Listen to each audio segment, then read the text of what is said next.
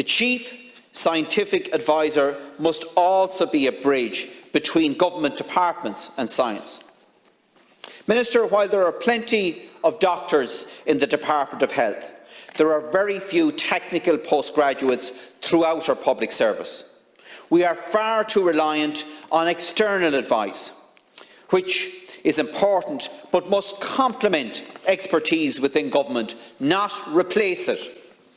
Every time a complex decision has to be made in government or by a government department, a team of consultants are hauled in, who are accountable to absolutely nobody.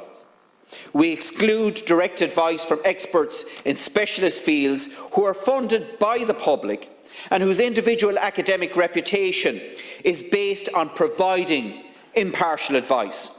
Instead, we splash out more public funds to get a consultant's interpretation of that evidence, evidence that the public has already paid for in research grants.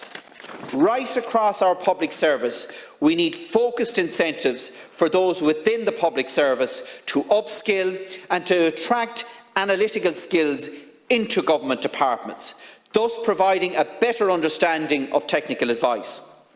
This needs to be stitched into the public service reform programme, or else we'll continue to pay lip service to reform.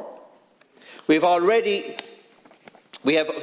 to allow the public service policymakers an opportunity to step outside their daily role through secondment into academic institutions to undertake specific pieces of policy analysis informed by their professional expertise.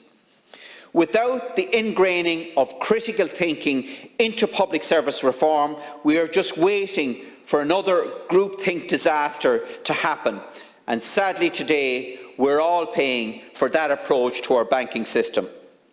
Science and Technology Policy Fellowships also provide opportunities to outstanding scientists and engineers to learn first-hand about policy making and to contribute their knowledge and analytical skills in the policy realm. Fellowships for research should help them to gain a better understanding of how government works and how decisions are made. The research community needs to appreciate that policymakers need the best available advice at that point in time, not the perfect result in some academic paper in 5 years' time. This two-way flow of expertise, connecting science with policy, will foster a network of science and engineering leaders who understand government and policy making and who are prepared to develop and execute solutions to address our societal problems.